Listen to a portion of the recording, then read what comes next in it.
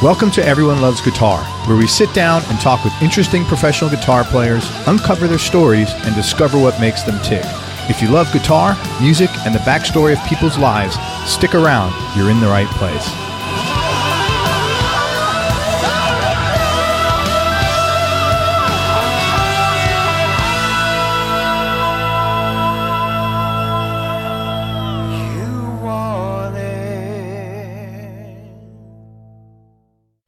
Hi, this is Craig. Just want to let you know you can now advertise here on Everyone Loves Guitar podcast. For more information, go to everyonelovesguitar.com/advertise. That's everyonelovesguitar.com/advertise. Hey, everybody. This is Craig Garber from Everyone Loves Guitar. I'm with Rob Harris. He's just a tremendous guitar player with one of the most popular bands in the world, Jamiroquai. And we were just having a vocabulary lesson, but now we got to get serious and do our interview. I'll tell you a little bit about Rob. As a youngster in the 70s, he was unusually fixated with music, spending hours watching bands on TV programs. At the age of 7, and after much badgering from him, his dad finally got the old Hofner out of the loft space for him, which is like is that an attic, basically? Yes. Right. I'm going to do some translating here. Rob's from the UK, so I'll interpret everything. And that began Rob's lifelong musical journey. After growing up in the Middle East from age 4 to 12, Rob and his family returned to the UK in 1983, and he soon began studying with a great local teacher named Colin Medlock. Man, you know what? So many players give props to their first guitar teacher that was so influential. As they should. Yeah. I truly believe that. Yeah. Very cool, man. Shout out to Colin Medlock. And he took lessons for several years and has helped shape a strong musical foundation for Rob. At 14, he began gigging with local bands in the Cambridgeshire area and increased his studies. And from there, he began working with producers and artists as a session guitarist. And we'll talk about that. The early 90s, Rob really began to flourish. He recorded and toured with the Pasadenas, Gary Newman, Mark Owen, and Alphaville, and he eventually joined Jamiroquai as a member in 1999, which continues to this day. He's played and co-written on the albums Funk Odyssey, Dynamite, Rock Dust, Lightstar, and has most recently played on the band's 2017 release Automation, and they're embarking on a global tour. They embarked on a global tour of April. His credits, check these out, also include Beverly Knight, Kylie Minogue. Is that how you pronounce her last name? Or Minogue? Minogue. Kylie Minogue. Thank you. Anastasia, Lighthouse Family, Don Airey from Deep Purple, Katy Perry, J.P. Cooper, Yeah. Era, yeah. Okay. Era. Gabriella Aplin, Will Young, Julian Perretta, Duke Dumont, Paloma Faith, and Robbie Williams, and the Lego Batman soundtrack. He's also worked with Louisa Johnson and the Ministry of Sound strip album, Kanye West, and tons of other people.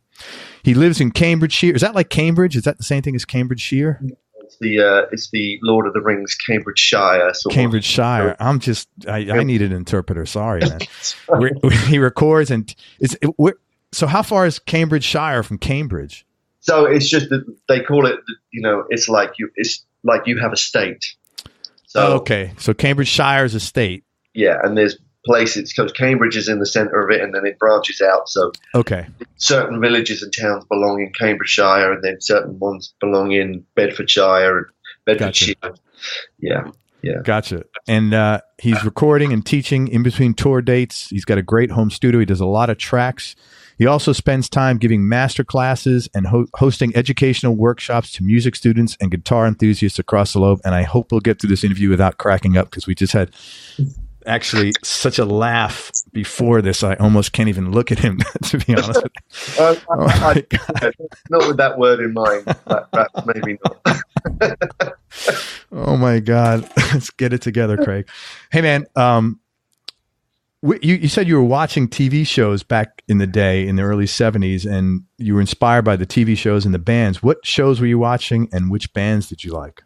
Well, the show that I first recall was my parents used to play this show called Top of the Pops. Oh, yeah. So all the bands, they'd have bands on from the top 40, and they'd all be miming, which I didn't realize that was what was going on. But yeah, that's when I first realized, hang on a minute, that guy's got a thing hanging around his neck, and that looks pretty cool. That's what I want to do. you know. So you knew this at that young of an age? Yeah, I even like, I think from the age of 4, I would get like a Tupperware box and have an elastic band over the top, and I'd just be twanging it, you know. Wow. So you were just immediately captivated, mesmerized. Into music, yeah, really into music. When I was I grew up in Qatar, and one day I went missing. Apparently, I knew where I was, but my parents didn't know where I was. And we lived in this house with a big high wall around it, you know. But I'd gone missing, but all they could hear was this clattering noise. And I'd gone round the garden, and I'd got like oil drums and cardboard boxes and bits of lids and paint tins, and I'd constructed a drum kit. Very cool. I had 2 pieces of wood, and I was bashing the shit out of this thing. And I didn't know that they'd gone up to the top of the house, and they were just watching me for about 10 minutes, just losing my great. mind. Yeah, so I was always into that kind of thing. Yeah. As a dad, you can imagine how much fun they must have had watching you do that. Yeah. Oh, absolutely. Yeah. How come you were in the Middle East? Was your dad like an expat or something? Yeah, he just got a job. You know, he was working a couple of jobs in the UK. My dad is in the building industry and in construction, and it was just, you know, England was in a bit of a slump, and he just thought, I've got to fix this. And a job came up in Qatar, and we all just moved over there. He sort of was taking care of us and my brothers and sisters and my mum. We all went over to Qatar for 7 years. That's a lot. Were you kind of like isolated in an English sort of place where everybody was from the UK, or was it like really mixed in?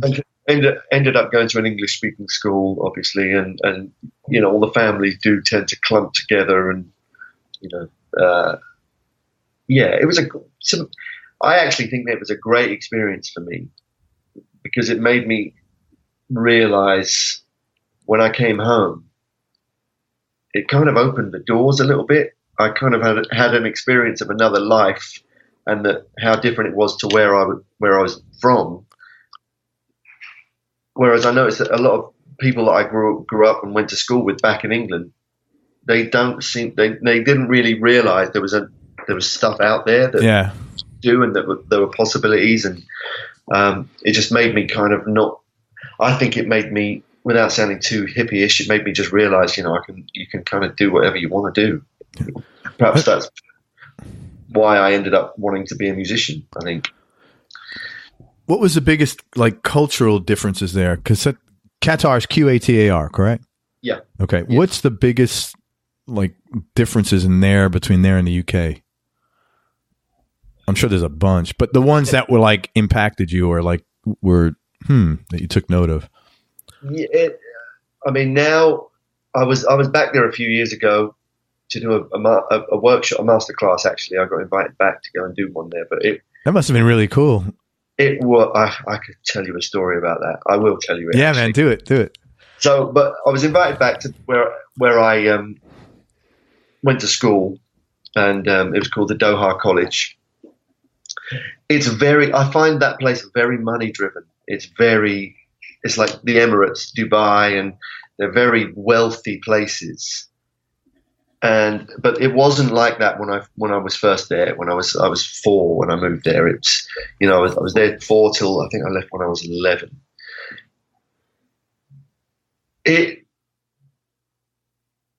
You know, you have to adhere to their rules. You know, I just find it strange. You know, I find it strange that a place, it's illegal to hug someone in public. In Dubai, for example, you can't kiss someone on the cheek in public. A woman, you can't hug in public. It's frowned. Yeah, no public affection at all, right? But there are prostitutes everywhere. You can't hug them. But it just seems like a weird. Like that's allowed to go on quite openly, but if you know, there's been stories about people being put in jail for kissing in a restaurant. Oh my God. Yeah. That's really different. You know, so that's the sort of, wow. Yeah. It's kind of a tough thing. Whereas there's some vague things that go on that you go, actually, it's very easy to get yourself in trouble there if you're not careful. If you don't know the rules, I mean, people say, "Oh, let's go to the Middle East." If you don't know that, you're kind of yeah. Holy crap! But it's a great experience to have had. You know, I'm glad my parents did that, and it was good. Yeah, it's good to do it. But I used to miss home. You know, we didn't have all the things like the music would have to be sifted through. I think I used to listen to Casey Kasem's Hot 100 or something. That's so funny, yeah. Which would play on a Friday because the weekends in Qatar, I don't know if it's still the same actually, but the weekend was Thursday, Friday. Really? Yeah. That's wild. So my first day back at school would be Saturday. That had to be painful to get used to as someone used to being off Saturday and Sunday, no? Yeah, but I was 4 when I got there, so I didn't really know what weekend was back then. But that's really weird. It was strange, but yeah, I used to listen. My brother and sister and I used to Casey Kasem's Top 100, and we used to call into the local radio station because there was very few sort of Brits and expats there. You could call into the local radio station weekly and get songs played. Oh, that's cool. But we used to do the Simpsons thing of, saying, I can't even say it because it's too rude, but, the fake names like the huge anus and stuff like that. Mike Hunt. Yeah, well, that's what I was going to say, Mike Hunt, but I didn't know whether I could get away with that. Oh, this is like the Wild West on this show. But we used to do that, for fun. That's so funny. So you'd call up and say, "Hey, this is Mike Hunt. Can you play?" And then he'd say, "Hey, Mike Hunt just called in and requested Aerosmith Toys in the Attic," or something like that. Yeah. That's so funny. That's great, man. They never worked out that it was always the same kids that were doing it. That's great. Yeah. So you come back to the UK and you start, studying with Colin. Mm-hmm. And, it sounds like you really put your head down and did nothing but practice for a couple of years. But at 14, you started getting sessions. How the hell did?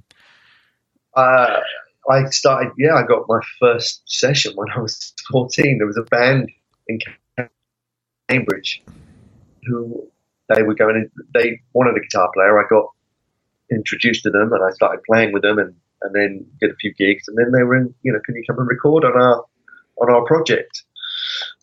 Which That's was wild.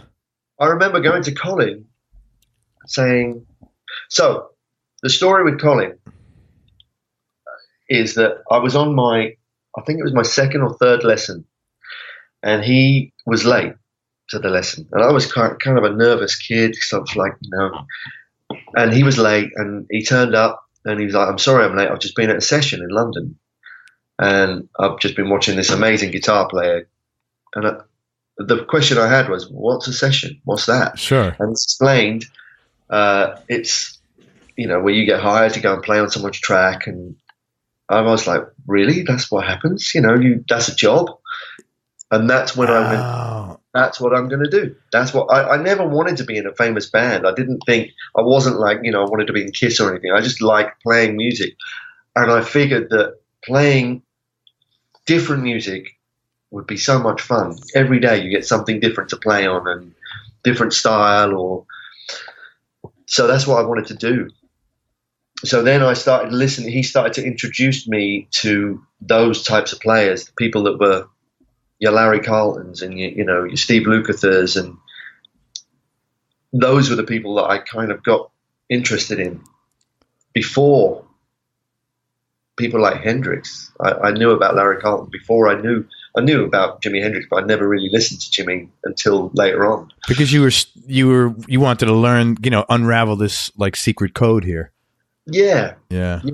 Yeah. I didn't know that at the time. So he said to me, "I'm late. I've just been checking out this guitar player called Alan Murphy, who was a British session guy." I didn't know who he was, but he was the first session guy that I really I saw the thing work. I went, okay, this guy plays for that artist.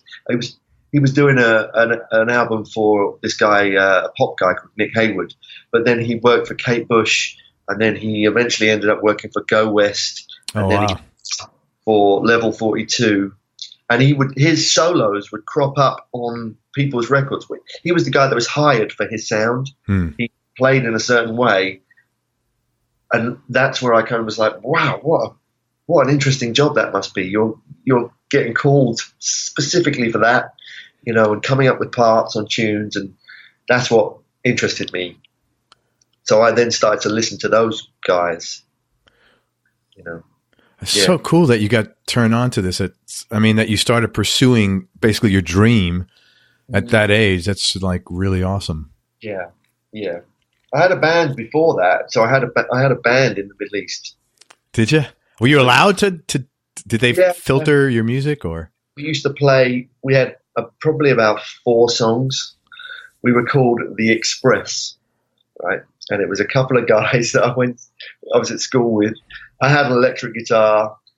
One of the guys had a keyboard, which he used to play. It was like a Yamaha home keyboard. He used to play with one finger at a time.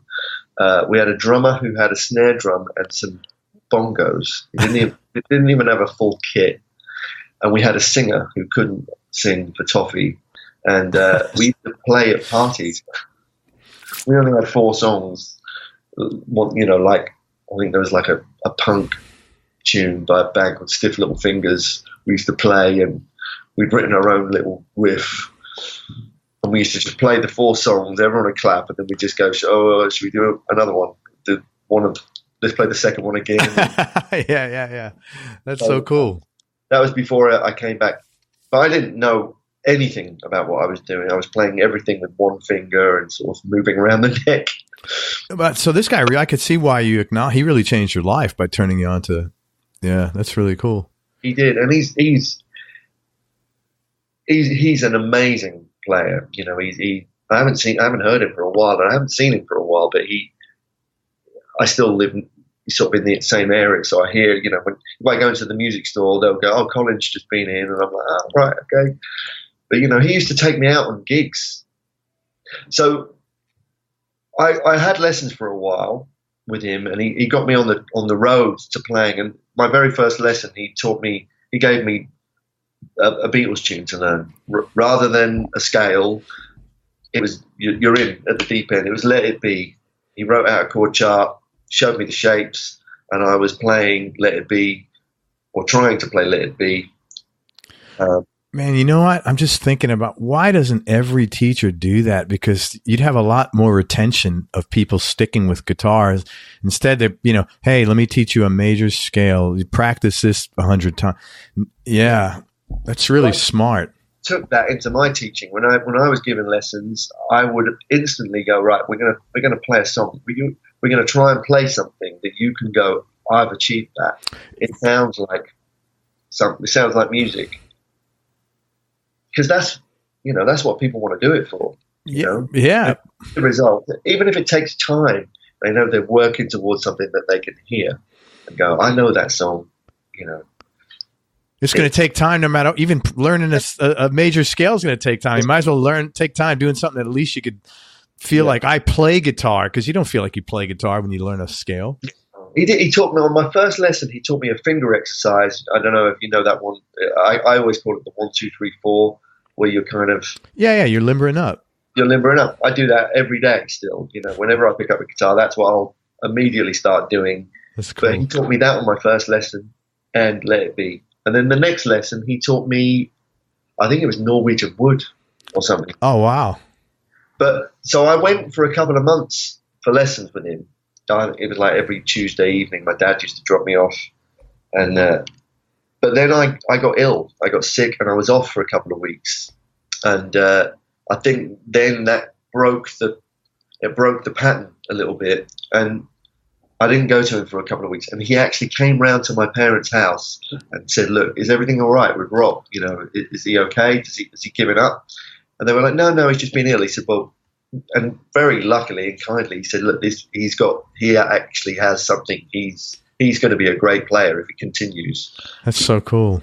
And I was like, and that maybe gave me a little bit of a kick up the arse to go, okay, don't give up on this, And he then eventually, I stopped having lessons with him. after about 4 years or something. But he would take me out on gigs. If he was doing a jazz gig one afternoon, he'd go, come and check out the jazz gig. Or I remember going out with him one day, and he had a country gig in the afternoon and a jazz gig in the evening, and I'd just go and, wow, he's playing two different things, you know. That's so cool. A great experience, and he's a great teacher. Great mentor, sounds like, too. Yeah. Very cool, man. He was in a band, a local band that was starting to, you know, there was the potential for them, they were going to be signed, and I used to go and watch his band play, and sadly it didn't happen for them. But they, you know, they had a few TV slots, but yeah, he would help me out with gear, you know, telling me about equipment and stuff like that. And then when I first got the session, this thing where they're going, we're going to take you into the studio, I had what? Okay. So you got paid to play a session at 14. You must have felt like I'm fucking king of the world right now. Well, I don't think they paid me very much. That's why I got you for the session. A big return on investment there. But I was gigging with that band in Cambridge. I did my first gig when I was 14 in a pub in Cambridge, because I know there was issues about whether I was allowed to go and play in this pub, you know, with the alcohol laws. But it was, they were doing half a set of originals and then half a set of covers. So yeah, it's great. That's really cool. You know, I didn't realize, I just learned recently, I love Jools Holland, that show. I didn't know he was the good keyboardist for like Squeeze or something. Yeah. I never knew that. I just was like, I was just like, oh, no wonder why he gets all these guests. Cause like, he's got like Gilmore on, he's got like the top guys. So before he had the Jools Holland thing, he was, there was a program in the 80s called The Tube. The Tune? The Tube. A Tube, okay. Tube. And it used to be on a Friday evening, probably about 5 p.m. And all the cool bands played live on it. It was up. They used to film it in the north of England, in Newcastle, and it was amazing. The band, you'd have Cameo on, you'd have The Cure. Oh, wow. You had to play live on it. You'd have like Robert Palmer, you'd have Shaka Khan on it. Anyone who came to the UK would be on The Tube. And Jools Holland was the presenter of that show. Oh, that's great. I love that show live with Jools Holland. Yeah, I've done that. I've done Jools 3 times now. With Jamiroquai. Yeah. That's cool, man. That's really cool. What's he like? He's a sweetheart. Yeah, you know? That's cool. He's a sweetheart. We did how that show is filmed. It's on twice. So in a week, you'll go in and you'll play, and they'll do a recorded version, which they put on later in the week, and then they go live to air. So you then play live. It's broadcast live. There's a bit of a time delay in case anything goes wrong. Sure. But he will walk in and, you know, he'll introduce you and you're on the air playing. So the time before we were on, I was playing the intro of this song, just me, and I had a problem with my in. So he's walking through this corridor, like doing the thing, you know, probably like Letterman did, you know, start outside the building. He'd walk in, introduce, the guy points at you to play, drummer counts off, and I'm playing. So I had a problem with my in-ear, and I pulled at it, and it fell out, leaving foam inside my ear, right? And I'm playing the intro of this song, and I can't put it in. I can't do anything because I'm having to play, and I had to play the whole song, not hearing a note. Oh my God. The band was loud. I couldn't hear in my left ear properly. The mix was a bit weird. But yeah, live TV. Wow. That was a scary. Yeah, for sure. But yeah, but it's a great show. They have some great artists on there. Do you watch it? You see it over here? Yeah, I used to see it all the time. I haven't watched it lately, but you know, once in a blue moon, if I see who's a guest, I don't watch much TV at all now, to be honest with you. But if I see an advert for it, and so and so is going to be on, I'll record it, you know, and pick it up later. So I love the show though. Yeah, he's a cool guy, Jules. How did you wind up getting connected with the guys at Jamiroquai? I had an agent at the time, and he just said he would basically just put every guitarist in his roster, in his books, up for whatever audition, there was. So I went through that. Oh, so you just auditioned? I auditioned, yeah. That must have been a big cattle call, no? I think there was about 35 guys, 36 guys, and yeah, I then narrowed down to 2, and I had the other guy murdered, and steak. Yeah, it was great. I did, I made sure that I learned. They sent out a demo, a cassette of 4 songs to learn, and there were some live versions, and there were some tracks there, so I learned them, but I had quite a long gap in between that time and doing the audition. So I basically had every album anyway, and I learned every song. Oh, cool! Sure that I had it all down, so that if in the audition that they called something else, I kind of knew where to start with it. And I think maybe Jay liked that. He was looking for someone who could play rhythm, but also could let out a little bit with solos, and he was looking to change the sound of the band a little bit at that point. So I think that's probably why I ended up sticking around. That's great. Yeah, it's good that you. I think every time you take that extra work ethic to say, okay, I'm not going to learn 4 songs. I'm going to learn the entire catalog, which was probably 50 songs, 40 songs. Yeah, there were a few that I missed out because there was a didgeridoo player in the band, and I realised he wasn't there anymore. So they probably wouldn't be playing those tunes anymore. So, but they had 4 albums out at the time. So yeah, what's that, 10 apiece. Yeah. So yeah, that's a lot. That's good. Good for you, man. Yeah, good story. Seemed to work. Yeah, man. 18 years, 19 years. That's like 119 years. Yeah. What have been the biggest changes for you during this period of time, the 19 years, both musically and like maybe touring wise? Well, the industry's changed massively. So that's the thing. I was involved in writing quite a lot when I joined, which was a complete surprise to me. I joined the band. A couple of months later, I was invited over to the studio and ended up staying overnight and hanging out, and ended up co-writing probably 4 tunes that day, which I didn't expect to happen. Touring is, we probably play less, we probably tour less than we used to. Which is normal as a band. Yes. Yeah, Yeah. The gigs tend to be bigger and less of them. That's the thing. You're not playing the smaller clubs, which I miss actually. I like playing the smaller places. They're much more fun. But and then the technology changes as well. Like when I started out in the band, I had a Marshall 4x12 and a Fender Twin, and now I'm using a Kemper. Yeah. So you have to move with the times a little bit. Which is a lot easier than schlepping around all that equipment, obviously. Yeah. It's not as much fun, though. It does the job. I mean, I love the thing. I love the Kemper. It's great, but it's not as much fun as having your amp, all your gear and your pedals. And I still do that as well, other project, but it just makes this job, the way we're working right now, it makes it a lot easier for me. Well, especially like if you're coming across here, man, that's the huge advantage. Yeah. Yeah. Over your career, like what would you say are 2 or 3 of the most important things you've learned about playing, about the business itself, or performing, or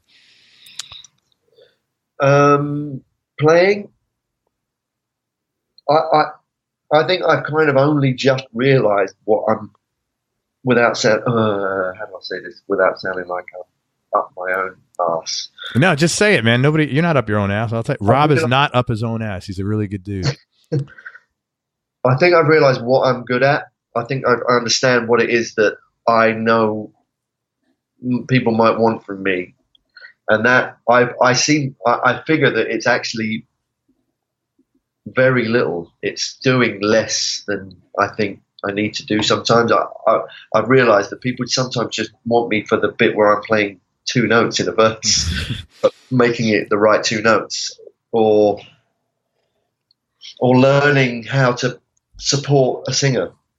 So learning to stay out of the singer's way, and and provide parts for a song that help it rather than trying to bring attention to it. That's what I've learned. That I quite enjoy doing that sort of thing, and making the track work. Solving the problems of a track if it needs it. By not doing something rather than doing it. I think I've realised that.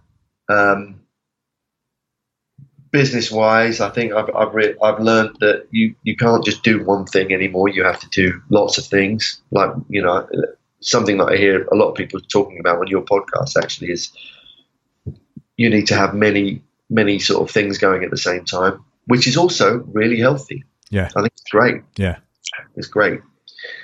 I was flying in, after meeting Mark Lacheri the other day, and knowing about him for years. I saw your interview with him, and I listened to it on the flight here, and just hearing how many things that guy does. he's a doer. Yeah, I think it's really inspirational. It makes me go, shit, man. I didn't do anything yet. Well, it just makes you like up your game. I'm sure you're being facetious that you didn't do anything, but yeah. When you hear other people, you're like, man, it makes you. It ups your game, man. It's like when you were 14 and playing with those guys that were 15 years older than you. It's like, shit, I've got to up my game here. Yeah. But it's great. There's a great community, I think, with podcasts like you're doing. It gets people talking, and subjects are coming up again. I mean, we all just sat in our rooms for a while. I used to get all my information by reading guitar magazines, and I barely read them now.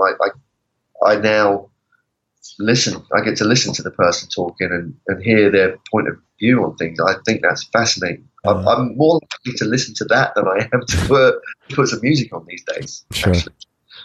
So, but that is what I mean by the business. Now, everyone's got their reach. They don't have to wait for someone to permission to do something, and I love that.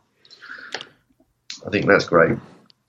Well, thanks for listening to the show. It's always cool when I hear, no, seriously, because it's kind of like probably when you're making records, right? Like in the beginning, you're like, you see numbers, but then when you see people, of course you see people at shows, but when people come over and you say, hey man, I really enjoyed that song you wrote, or yeah, it's always really cool because it's like, all you see is numbers, So it's, I was, do you know who Jim Oblon is? Jim Oblon? No, I don't know. He plays with Paul Simon, and so he was in town, so we hung out last night, and he was telling me that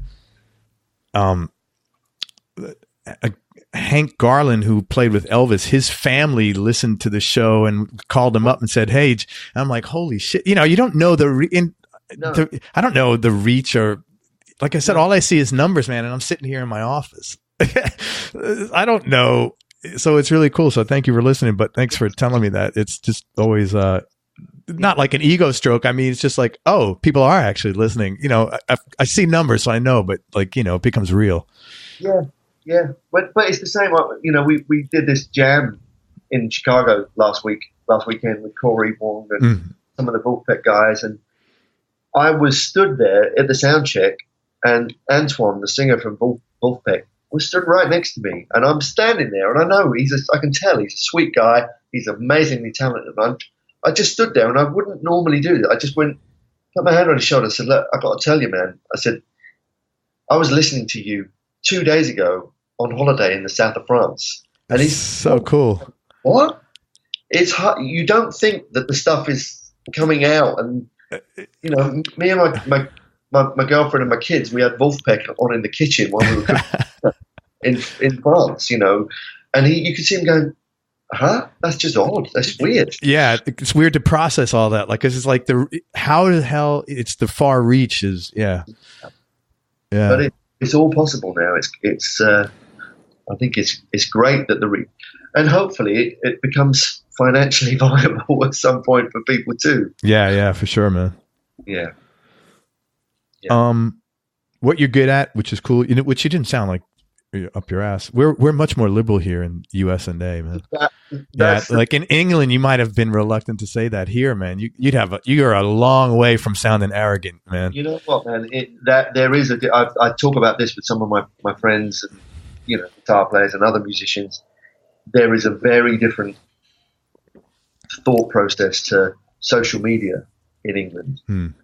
If someone is if they're posting up their videos of themselves all the time, it doesn't take too long before you'll be at a gig and someone will go, oh man, that guy's driving me, he's pissing me off now. I'm seeing too much of him. It's getting on my nerves. Right. Whereas I know that here it's very different. It's celebrated here in England. Yeah, promotion is more, expected here, I think.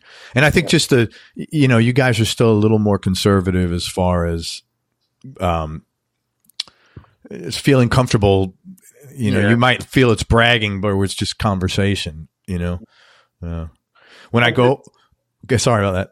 No, go. And say when I go over there, when I first started dating my wife, she took me over there. I'll tell you a funny story. So I go over there and I meet with my wife's mom, became my mother-in-law, and she made a salad with a salmon salad, you know, like and she puts the plate down. So I start eating, and I'm eating the salad, and I finish it. And I notice nobody else is eating, and I turn around, and my wife is just like laughing. I'm like, what's up? She goes, that was for everyone. I was like, man, it's like just like it wasn't like again, it's different. You know, in America, that was a portion, right? Over there, it's like 6 portions. Yeah. And I was like, oh, sorry. And I'm looking at her like, great first impression. You know, her sister's there, the boyfriend or the husband. It was just like, brilliant. It's very different. Even though we speak the same language. Yeah. It's very different. It was certain things. Yeah. It was certain things. And I'll never forget. This is the only time this happened to me. I went, my mother-in-law needed an extension cord or something. And I said, hey, let me run down to the store and get it for you. Cause I like to explore. And, I went out and I go in there and I'm talking to this young girl. I'm buying whatever that was. And she's like staring there looking at me. And I'm like, hey, you okay? And she goes, I love your accent. And I was like, hey, you're the first person, and I guess that was probably like 35 then or so. I said, you're the first person in 35 years to tell me that, so thank you. It was hilarious, man. And, it's just Dunstable. You don't get Americans there. You know, it's not like London where, so it was quite funny, man. Yeah, it happens here too sometimes. Well, you must get, women love Americans love British accents. I don't know what you're talking about. My wife. Not true. I'll tell you one last story. My wife told me when she was younger, because she was in a bar, and some guy sends a drink over to her, and he goes, hey, where are you from? She just looks at him. She goes, Texas. And she turns around. She's fucking brutal. Shut down. So anyway, man, sorry. You're talking about me. It was just some funny, goofy stories. Let's talk about some of these really cool people you've worked with, and maybe how you got the gig, and if you have a cool story about working with them, Rob. Kanye West. So yeah, I do some work for this production company, and a lot of it's sessions and for tracks, but they have a company that replays samples. So if someone uses a sample on a track, you can't use the original recording. You have to. It's cheaper. You can't get the licensing for it, basically. So the way around it is you reconstruct the sample. So that's what that was. It was just it was like I can't remember, 8 or 16 bar sample that ended up being the verse. I played bass and guitar on this thing. Very cool. as you know, that's what I was laughing about Mark. Mark the Cheery does a lot of home remote sessions, and I said the same thing. You play for Kanye West while you're sitting in your underpants. Yeah. I tend to do about 95% of my sessions are at home these days. In your underpants, or are you like? Mostly, yeah. Mostly, sometimes in someone else's underpants. I put a different spin on it. Hey, man, I don't judge. I'm never going to be able to sell any of my guitars now. You know. If it's consensual, I don't judge, man. It's all good. Have it cleaned. And, it just means you can work. Yeah. Whenever, I've done a few things for people while I've been away here. In the hotel room. It's great. Technology just allows you to do it. It's not the ideal thing. You'd rather be sat in a room with them, but it's just the budgets are like that now. And yeah, it's just how it is. Robbie Williams. Robbie Williams was he seems like, I've seen him in interviews. That guy just seems he's like fucking James Bond of music. He's just like so cool, that dude. Yeah, and he's a nice guy, actually. So I was, this is quite a long story. This is years ago. I sat down with my now ex-wife, and she was like, what's going on? What's up? You're in a bit of a funk. And I was like, I just need to do something. I don't feel like I'm pushing myself. I don't feel like I'm doing anything. And she just said, what do you want to do? And I said, well, I think I want to go to LA for a couple of weeks. So she went, we'll book it. So the next day I booked it. A couple of days later, I get a phone call from a drummer friend of mine, Carl, Brazil. And he's like, hey, man, what are you up to? I said, I've just done a weird thing. I've booked this trip to LA in August, and I don't know what I'm doing. That's brilliant, man. That's awesome. Wow. He said, well, what dates are you there? And I said, I'm there from this day to this date. And he said, well, I'm doing an album over there. Do you want to play on it? So I got booked to go in and work for these two Australian guys. So the rhythm section was me, Carl, and Lee Sklar. Oh, wow. So I've known Lee. We've worked together before. So I get to hang out with Lee. We do 4 days at I can't remember what it's called. It was Cello Studios, but I think it's Eastern Recorders or something. I can't remember. Turns out the two guys, Australian guys, are the two guys that have written Robbie's new album that he's working on. Wow. So they go to his house that night to play him what they've been doing. They're doing their own album. He said, who's the guitar player? They said, this guy Rob Harris. Can he come to my studio tomorrow? And I went up to his house and played on a couple of tracks for him there. So, yeah, that's kind of how that... Talk about the universe taking care of you, man. You put it out there and it responded. Wow, that's a great story, man. Yeah. That is so cool. And this is something I have talked about in masterclasses, is that link for that. I can directly trace where that link started, which the road to that happening started back in 2001. I was playing in Australia with Jamiroquai for the first time. I go into the reception to get my key, and they say, "Oh, Mr. Harris, there's a message for you." Okay, great. This is before there was mobiles and all that kind of stuff. Well, we had mobiles, but not smartphones. It was this Australian A&R woman called Georgie McAvenna, I think. Yeah, Georgie McAvenna. Can you get in contact with these two guys? They want you to see if you're available. They've heard you're in town. Can you go and do a session with them tomorrow? So I went. That's got to be a great feeling, though. So when that's got to be like, wow, this is so cool. Like, I'm here on one opportunity, and now other opportunities. That's really awesome, man. That's when you're smiling, going, "Yeah, this is the best job in the world." Yeah, you know? Yeah. And that session was a crazy session. It was for two guys, Pete and Nick, and Nick Littlemore. They were at like a dance project in Australia, sort of an underground DJ dance thing called Panel. So I turn up, and all I've got is my guitar because I didn't have any of my rig, none of my pedals. But they said, "Don't worry about it. Just turn up with the guitar." And what we did is they just collected sounds from me. They played loops.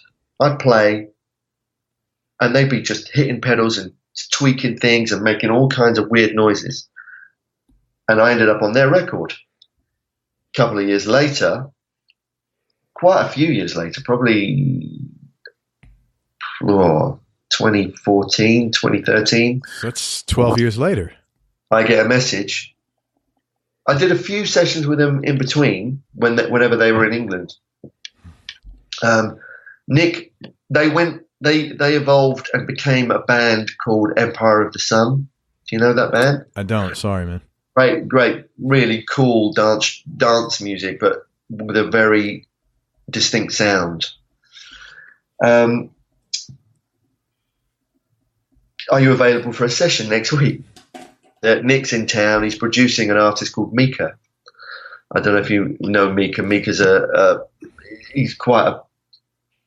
I think he's English, but he's very big in Europe, and so I went and did 14 tracks for this Mika project in 2 days. Wow! And the engineer on that session was working with Carl Brazil and Lee Sklar. Holy crap! So 2 weeks later, the engineer says, "Are you available to play for this?" It's a French project called Era, which is there. Yep. With Lee Sklar and Carl Brazil, because the guitarist that was doing it before, Robbie McIntosh, was doing it. He wasn't available, and I ended up doing some dates in Russia with them. And that is how those things linked up. That's amazing, man. It's so cool when you can trace that, because it's like mind-blowing, the series of events that had to happen. And if none of that would have happened, if I'd have gone, well, I'll leave it tomorrow. I won't do that session in Australia. Yeah. It all is. I actually find that stuff fascinating.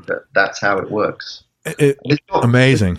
It's not a networky sort of. You're not hustling. It just happens through meeting people and having a good experience with them. I think it's really good to do that. I advise everyone to just be open to anything.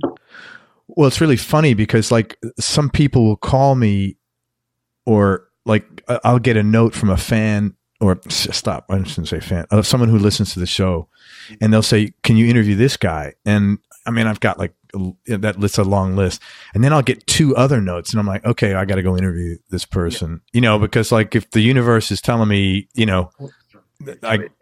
I got to pay attention here, man. You give me a lot of reminders, and that's so cool, man. There's a movie I watched. It's kind of a goofy movie. It takes place in England, called Sliding Doors. It's with Gwyneth Paltrow. Do you know it? Yeah. I love that, where they have the 2 alternative realities, like because this kid tripped her up on the stairway to get into the train station. Uh-huh. I love that movie, man, because I'm going to tell you something about that movie, actually. Do you know there's a scene in it where a guy's listening to his headphones on the train and his music's really loud? Yeah. That guy is a guitarist called Paul Stacey, who is fucking incredible. You're kidding me. He is twin brothers. There's the Stacey brothers, right? Paul and Jeremy Stacey. Jeremy Stacey played drums for Sheryl Crow, Ryan Adams. He's now on tour with what are they called again? King Crimson. Oh wow! These 2 guys are amazing musicians. Paul Stacey is an incredible guitar player. That's hilarious, man. Yeah. And he's the guy, he's also an actor. So I think they were both actors actually. But he was that guy in Sliding Doors. Yeah, and he was playing and he got all pissed or something like that when I remember, because I like that movie so much. I just watched it like with my wife, like, I don't know, a month ago. Right. It's quite old, but I like that whole concept of like, if this happens, and you never know the little micro things in your life that trigger like a whole series of like you meeting Carl Brazil and Lee Sklar. Yeah. That's so cool, man. Thanks. Great story. Yeah, that's how I think it happens. It happens naturally. Yeah, very much so. Just follow it. You just have to follow it, and it's fun. I love all that stuff. It is fun, and I find when you have to push, my experience has been it's never works. If it's one thing knocking on a door, but when you have to like fucking bang on the door, it's not going to work. Yeah, you have to go with your gut on. That's what I've learned through all the things that I've been through recently, that you just have to go, what does this feel like to do this? Do I feel uneasy about this thing? If I feel uneasy, maybe it's not right, you know. But if you don't come against that resistance from yourself, God, I sound like a hippie. I'm not a hippie at all. No, you're fine. You sound a little out of place in Brooklyn saying all this stuff, but you're fine, man. But yeah, I do think it works sometimes. Talk about Don. Especially yourself, actually. I think when things aren't happening, it's because you're putting out too much of a negative thing, and I'm very guilty of doing that too. I've done that. I still do it all the time. But then I have a little word with myself and go, come on, snap out of it, you know. Think positively about stuff. Don't turn down the gig if it's not quite what you think it's going to be. You know, perhaps just do it, because you never know where it's going to lead to, you know, if you've got the time to do it. Yeah. Well, look at that. And it took 15, it's a long time, man, but what a great payoff. Yeah. Yeah, it's been good. I got to play with Lee, who I love, who's such a sweet guy, hilarious guy, and you know, I got to spend an evening traveling from Paris to Russia to Moscow on a plane, and I was exhausted. We've been rehearsing for 4 days, and I'm sitting next to Lee, and he just starts talking and telling me stories, and I'm just thinking, there's no way I'm going to sleep. I'm going to this guy says, and then, you know, he played me some stuff. He played me like outtakes of the Billy Cobham album that he did, you know. Oh, wow. Played me tunes that weren't released. It was just like, so that's kind of the thing you hope is going to happen when you're a kid. I'm going to get all this stuff. I'm going to learn all this information. And it's great. I actually spoke to him because he was going to come on the show, and then he went on tour. But he's got a pretty funny sense of humor. Pretty bizarre, not funny, but kind of bizarre, really like sarcastic sense of humor. He was pretty funny when we spoke. Yeah. And then Don Airey, talk about that. Don, I live quite close to Don, so I grew up when I came back to the UK. I'd heard that there was this keyboard player guy called Don Airey who was, you know, I think he was doing Whitesnake at the time. I was going to say Whitesnake or Ozzy. And there's a local pub in Great Gransden, which is near us, and there's a pub called the Crown and Cushion, and it's tiny. It is so small. And Don used to do gigs there, and people used to come and visit and play, and so I managed to sort of find out where Don lives, and kind of, I think I sent a tape to him, cassette, a little thing I'd done on a 4-track, and he got in touch with me and said, "Oh, you know, come round to the pub, to his house."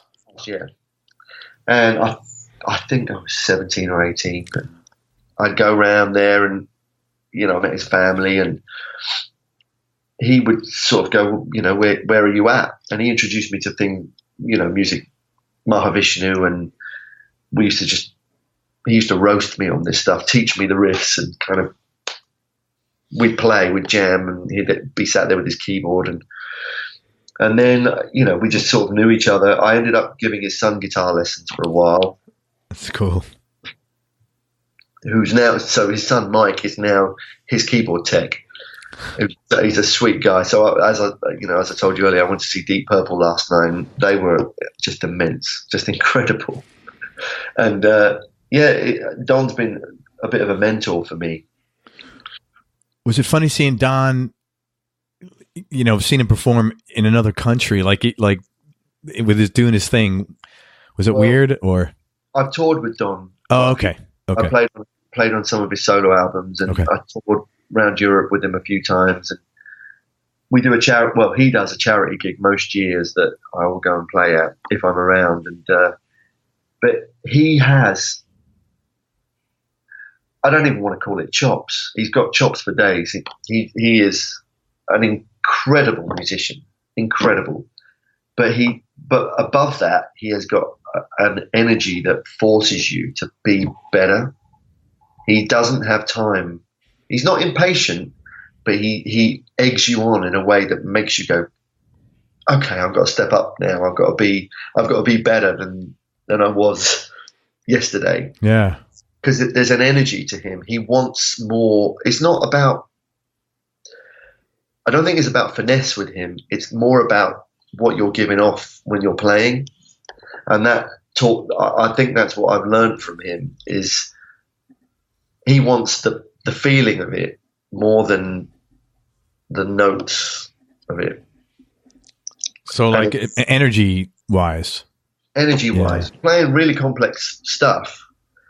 But he's not that. I could get this completely wrong, but my feeling is he wants to look at you and see that you're giving it 100% and sound like you're giving it 100%. I remember being around his house once, and I thought I had the Mecca. You know, I'd always wanted a Mesa Boogie amp. You know, that was what I thought. Yeah, that's what all the session guys have. I'm going to have a Boogie. And my guitar teacher had a Boogie, so I was like, I managed to get one. And I was around his house one day, and he was like, "Yeah, you know, you sounded okay, but your amp sounds shit." Like, it's not happening. I'm like, "What do you mean?" I was quite kind of hurt. Yeah. He went, "Come on," and we got in his car, and we went to this store, and he did. He walked in. He went, "Right, that Marshall head, that cabinet, that Rat pedal, plug it in and play." And I immediately went, that's so cool. And I ended up buying it, which I still have, this Marshall, and I got it for like £150, and oh my god, it's a 50-watt 1970s head. It's so cheap. My god, for £150? Yeah. Wow. I mean, it must have been about 25 years ago I got it. That's fantastic. I still have it. I use it all the time, and I never turn up to a gig with Don without that head now. So he's right. You need that. That's what you need. He's playing a Hammond with a Leslie and also a Marshall 4x12 and a head. You need that to compete with what he's doing, and the sounds merge together. And I learned that from him. You know, it's great. He's great. He's with the tours that I've done with him. I've been so lucky that everyone in that band is completely kicking my ass every night when I've done it. Really cool. The drummer was a guy called Darren Mooney, who is a monster drummer, but not just chops, but power and energy. There's Don. There's a bass player called Lawrence Cottle, who is just an immense musician. And you're having to play with those guys. You better be on it, you know, and whether I am or not, it does help me sit in that world a bit and have to step up. That's great. Well, obviously you're on it. You keep getting invited back. So I couldn't do one of his tours, and another guy called Simon McBride. I don't know if you know him. He's Irish guy. Yeah. He is. And I went to the gig, and I went, yeah, I'm never going to get asked back now. He is an amazing guitar player. You should get him on, actually. Do you want to speak to him? I'll put you in touch. Cool. He's such a sweet guy as well. But yeah. Very cool, man. He went to BIM, I think, right? Or he taught at BIM? Probably. Simon. I don't know. Yeah, I think he had BIM in Dublin. You know, I know he does quite a lot of things for PRS guitars, and he's got his own trio, and he's just great and a really nice guy, and plays with amazing clarity and precision. But it's not about that. I always like it when I hear a player that does that, but I'm not worried about what it is they're doing. You just it's like Gary Moore. When you hear Gary Moore, you just know he's on fire. The guy was on fire. Yeah, he really was. Every time every time he picked that guitar up, man, it was like explosions coming out of it. Even when he was playing quiet, you know, the intensity was just Off the charts, man. On the last album that I did with Don, we recorded a classical piece called Adagio, and he'd already had Gary in to play on it. And for some reason, I don't think it worked out. I don't know whether they were happy with the tone or whatever. But then, sadly, Gary passed away. So Don did a recording of me and Gary playing the same thing, left and right. That's great. Which I never met Gary, but I was a big fan. And yeah, it was a bit of a, I remember Don playing it to me in his studio, and I was like, wow, that's Gary Moore. That's me plunking away on my playing, and yeah, it was a bit of a strange feeling to hear that. Yeah, but Simon has that. He's got that fire in him. He's really got that stuff down, and his own thing as well. Do you know Anto? Anto, yeah, the guy. Yeah, I've met him a few times. He's great as well. Oh, he's amazing. Did you hear the Gary Moore story he told? No. This is the funniest shit.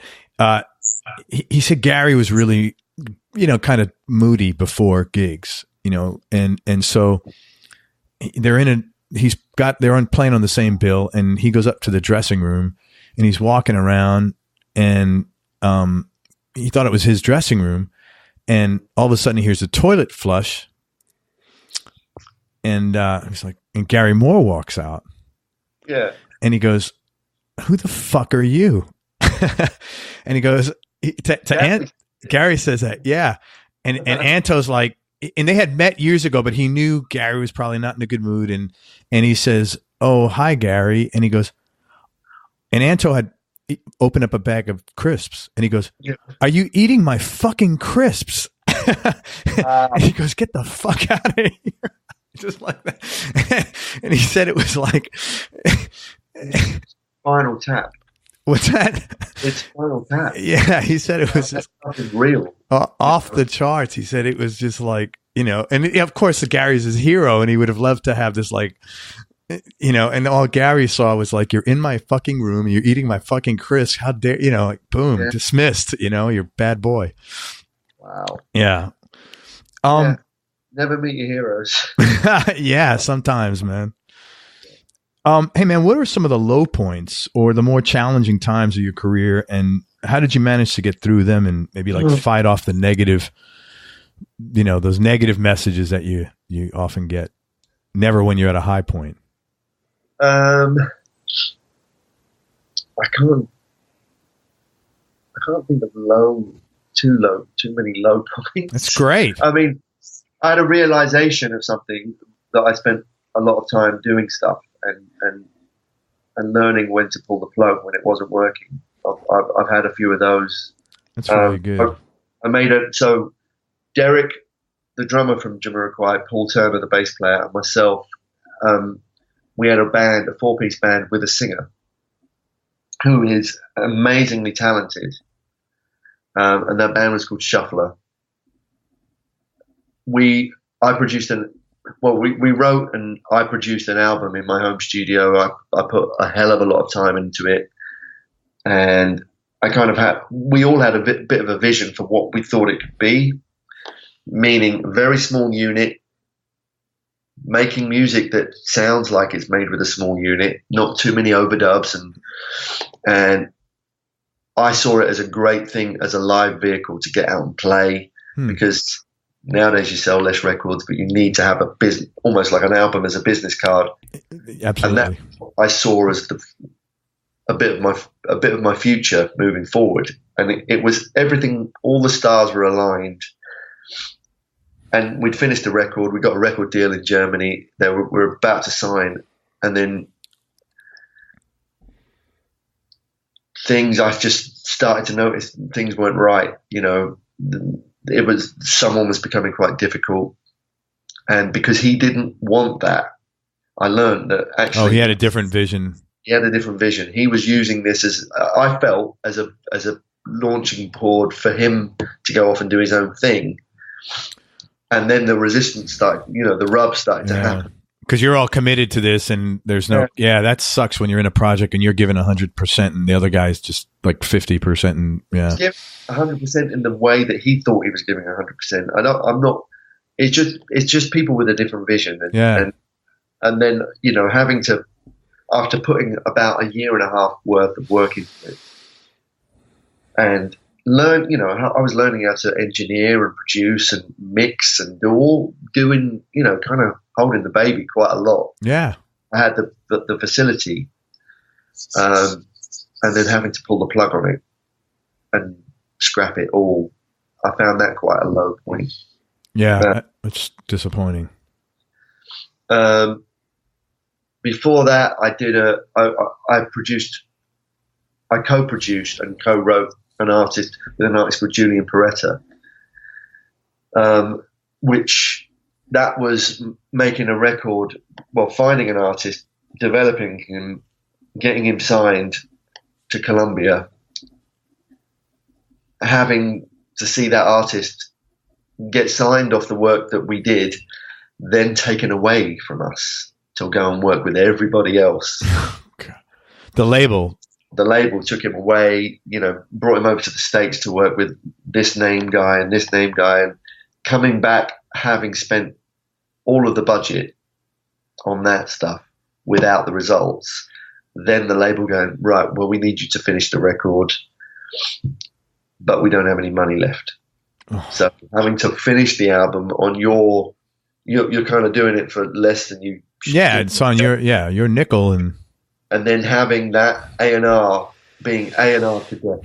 It needs to be more like this. It needs to be, this is a new thing, and then by the time you finished it,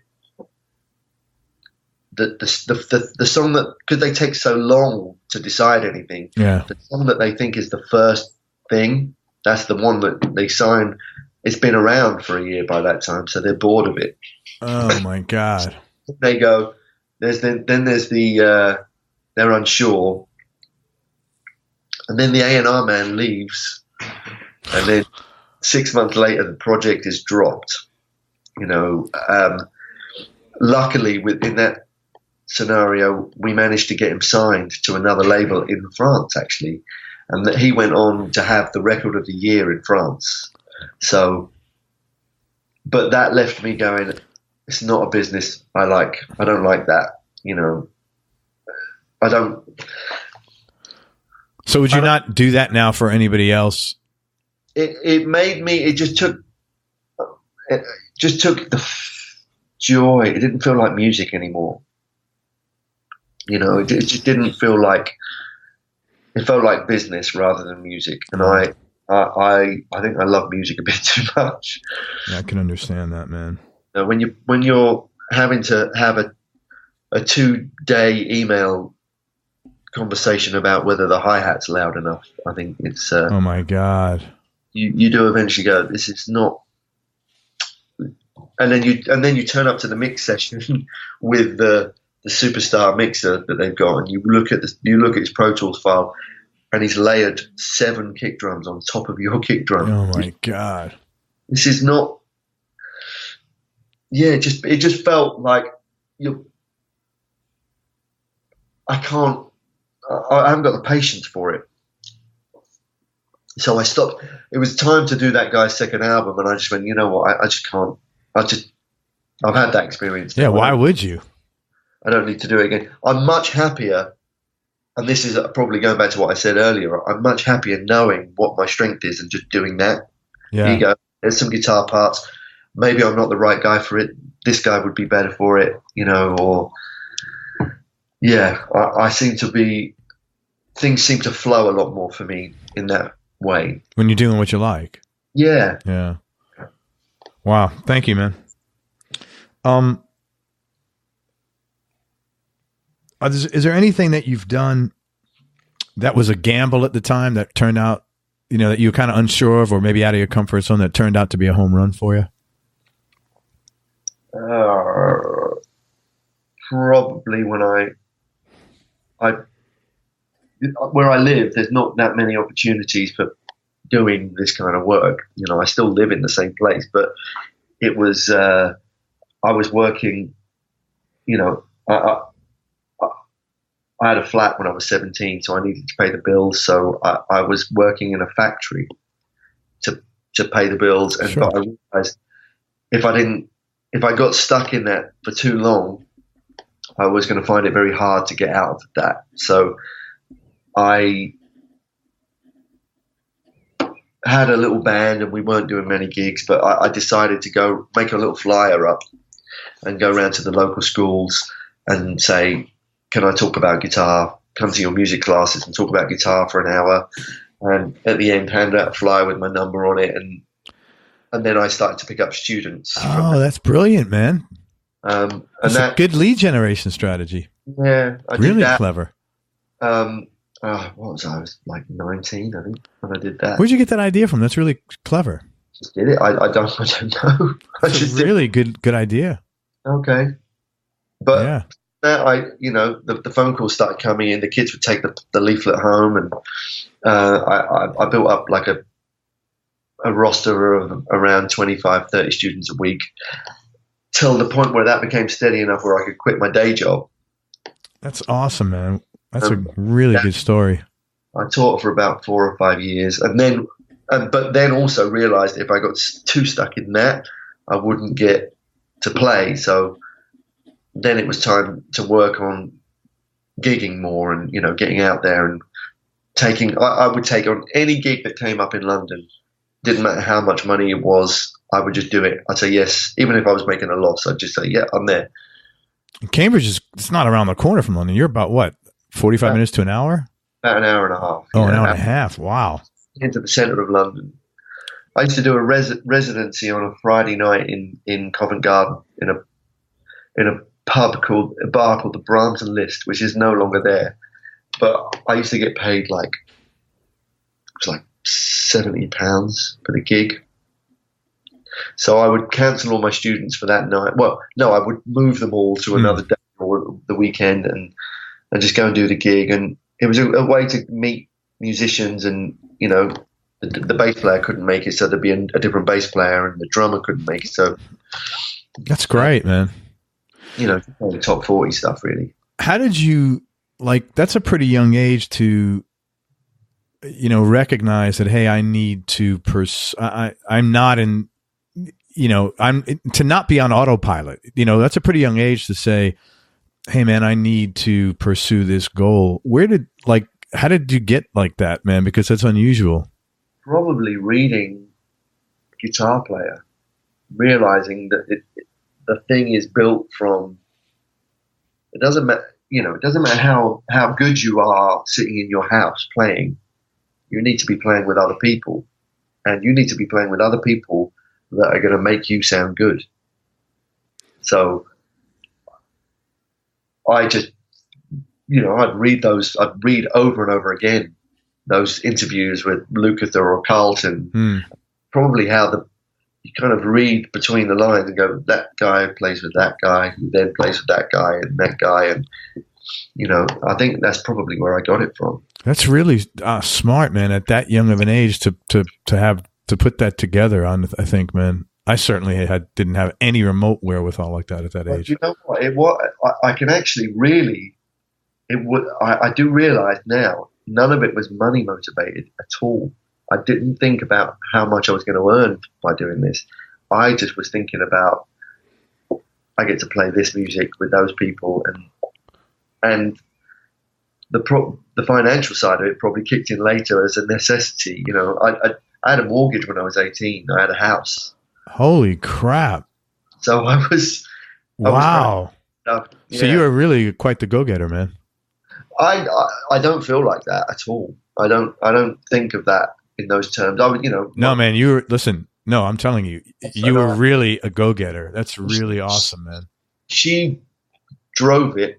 I have to give her some credit for that. She drove that thing. She probably saw, we need to live somewhere. We be renting forever and all that kind of stuff. You were married at 18?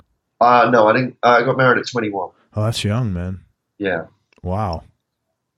But we nearly. My aim was, I either wanted to move to London because I thought. So I used to I had this thing in my head. I'm never going to get any work as a session guy or a gigging guy unless I live in London, unless I live in the place. But that dawned on me just around the time that mobile phones became a thing. Oh, okay. So I had some business cards made up, and I couldn't afford to come and live in London. I had a house where I was living, and I didn't particularly want to live in London either. I'm not a big fan of London. Sure. But well, if you're from the country up there, I totally get that, man. It's not country living and city living are different. And I've been to Cambridge; it's beautiful, man. Yeah, it's a lovely place. But I had a bass player friend of mine called Mike Paris who lived in London, and he used to say to me, "Whenever you're in town, if you need to stay somewhere, you can stay at my place. If you've got a gig, you can stay." And I used to, my head just went, I call it, it's either bullshitting or styling it out. I call it. So if I met someone and they said, "Where do you live?" I say, "Oh, I live in Maida Vale." And that's his address. That's his address. I never gave him his address, but my head just went, I can do that. I can be in a place if I need to. And I used to just give out my card, which had my mobile number in it. No home number. Sure. I'm reachable whenever, if you need a guitar player. Yeah. I used to do that. And I used to just style it out until you build those connections with people. They don't care what you don't live. care. Yeah. Be there on time. And, Dude, you're super clever, man. That's really admirable. I didn't recognize it as that. It was just necessity. Yeah, but that doesn't mean you weren't clever. It was really clever, man. Yeah. Yeah. That's awesome. I wish I was thinking in those terms now. Oh, yeah. I'm just going, how do I do this today? It's just, I'm sure you're the same. You just still not recognizing. That's very clever. You usually don't get duller over time, Okay. I want to talk about guitar a little bit and gear. In a band like Jamiroquai, it's your like rhythm parts are really critical. That's your thing. As you said, you're supporting lyrics, you're putting in enough space, you're leaving enough space so the melody can come forward, the lyrics can come forward. Mostly guitar players obviously are listening to this. What are like one or two things to keep in mind that about having that role that most people tend to overlook? In this setting, in Jamiroquai, I'm listening for, I'm trying to put a hook. I'm always looking for a little hook that I can play, like a little motif that becomes part of it. One of those things that you'll miss it if it's not there. I'm not playing chords a lot. I'm playing sounds and tiny little bits that fit in with all the other stuff that's going on. Maybe as an answer to a vocal line or something like that. So after I've got that in my head, I'm thinking of a sonic approach to it. How do I make it sound like it, sometimes like it's more than just a guitar going on? So, I might double it with a different sound or play an octave up of it.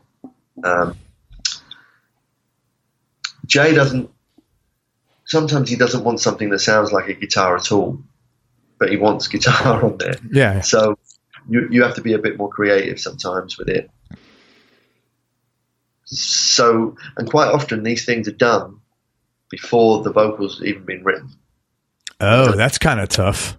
So you're thinking of parts before. So a great example of how I think my approach is, and probably where I got it from when I was growing up, is, Billie Jean. The guitar part of Billie Jean is very simple, but if you took it away, that song is less. Yeah, I totally get that. Yeah. So it's not about how much I'm playing on it. It's just having a bit of a voice in the track that comes and goes, rather than playing something continuous throughout the whole song. That's the approach in this band, I think, for the guitar parts. How much of that do you work out after you first get the material? I mean, like I would imagine a lot of this is not spontaneous. So there's a song we did on the first album I did on Funk Odyssey. There's a song called Little L. And I think that was probably the first thing I recorded with the band. And I'd just been doing another project where it was all multi-mics on amps and acoustic sessions and layering and playing songs all the way through 12 times. And I went into the studio with Jamiroquai, and I was like, where do you want my amp? And they went, oh, don't worry about that. Give us your lead. And they plugged me in DI. And I had like a thin line telly, which I love the sound of that DI anyway. And they were just playing me what I thought. They were just playing stuff. I think it wasn't like record, let's go. I was just jamming around and I was tuning up and playing and just jamming. And that must have gone on for about 10 minutes. And they went, we got it, we're done. I was like, what? Oh, we're going to use that bit and yet that bit and that bit. And that was the only time I played it. And they just clips. So they had, okay. That's really interesting, man. So they're looking for the parts that they can use. And then you might go, they say, what else do you want to do? And then I'll go, well, actually that lick there I really like, so I'll double it with another sound or something. That's really smart, because you're not under stress. Like, they're capturing you when you're at your freest. Yeah. Yeah. That's pretty smart. And you're just working off the groove of the track. You're not thinking, trying to be a guitar player. You're just going, what note's going to play to fit with what I'm hearing there? And that, but also that was at a time when in the UK, well, in the dance and groove music scene, a lot of people were sampling records. So Nile Rodgers was on nearly every track that was out that time, where they'd steal one of his little 2-bar riffs. And I then started to think, well, I need to be creating those for us. Yeah. I need to be thinking, what's our version of that 2-bar riff? Or so my brain starts thinking modular rather than, oh, I need to build this into the verse, or I need to work a sound. It's just a different way of playing this kind of music. Yeah.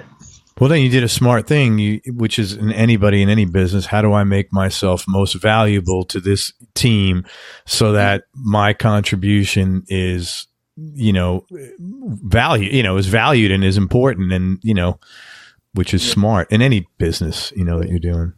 But you're kind of thinking, what can I do to make this happen? This song, not to be hurt when it doesn't work, not to be too caught up in the finer details of stuff, there's not a lot of time for miking stuff up and getting tones. You're in. Yeah. Come on, we're recording. He'll tell you whether he doesn't like the sound of it. We did a song called there's a song we did called Feels Just Like It Should, and it was based on a riff. It's like a kind of almost like a Led Zepp riff, which came from him. He got a new vocal effects box, and he would late one night he was just like kind of doing his version of a beatbox into it, and it all got recorded on a DAT tape. Remember DAT tapes? Wow. Yeah. And it was just him going boom, boom, boom, boom, boom, boom, boom, boom, boom. That was the only time he did it. The producer came in, when this was years later. The next album later, we had this new producer called Mike Spencer, came in. One day he was just sitting in the studio listening, and he heard that. And he went, oh, I like it. So he shipped it into Pro Tools. He got the drummer and the percussionist to come in and put a groove on it. Then it became time to put guitars on it. So the obvious thing to do would be to double it, make it bigger, put a couple of different guitars, left and right, playing the riff along with this vocal effect.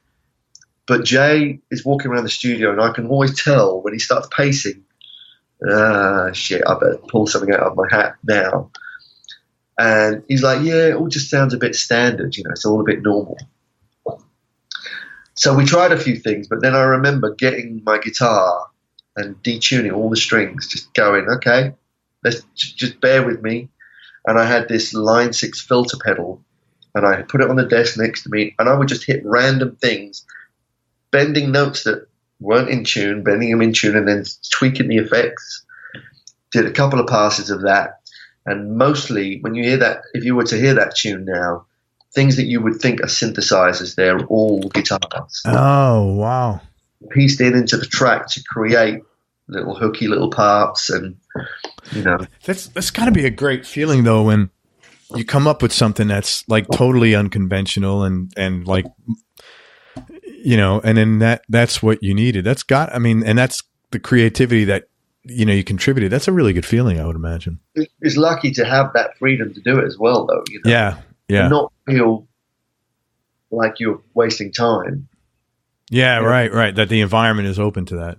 Yeah, you can do it. They're looking for, we don't, that's probably why the band's been around quite a long time, is that anytime he gets comfortable, he's like, oh, we've already done this, he will just change it. He'll scrap it. We've lost so many amazing songs because he'll go, yeah, I did that. We've done that. We don't need to repeat that. So it's good that you're being pushed in that way, and frustrating sometimes, but you do tend to work harder to. So, it's taught me, because I've taken that thing to other sessions. Yeah. And now work on in other ways where I'll go, actually, stop being a guitar player now for a bit. Try and create the sound. I did a thing the other day where I had to create a sound where I did a whole heap of shit where I got a delay. I played my guitar. I had a space echo delay unit which I set to feedback to just give me one note. I recorded it into Pro Tools as one note. Used Melodyne, the pitch shifting. It's a thing that they use to tune vocals, basically, okay, like a tune. So you can see the note, you can cut it, and then change the pitch of it. Okay. So I created a melody with this guitar feedback loop, then fed it back out of my computer, back into my amp through a wah-wah pedal with loads of reverb, and then I've created a whole new sound that no one, you're not going to get it out of a synth. It's just and it doesn't sound like a guitar. No, it's just a thing, like a hooky thing that you go, oh, wow, what is that? So that's adding those little things that you're looking for. Yeah. Yeah. Very cool, man. Thank you. I love doing stuff like that as well as just playing, It's just trying to think differently about things. And I'm always looking out for little new tricks. And how do I do that sound? How do I get that sound to do that? It's really interesting, man. That's cool. Hey, what's your go-to guitar right now? You've got some great guitars I see on social media. I'm very lucky. I've got a nice little collection. I'm not really a vintage guy. I'm not. At the moment, I'm using a couple of PRSs. I've got, on the road, I've got a DGT, which I love. And is that David Grissom? Yeah. Yeah. I interviewed him. That's a great interview if you want to check one. Yeah. I'm a big fan of his. He's amazing, that guy. Really good guy.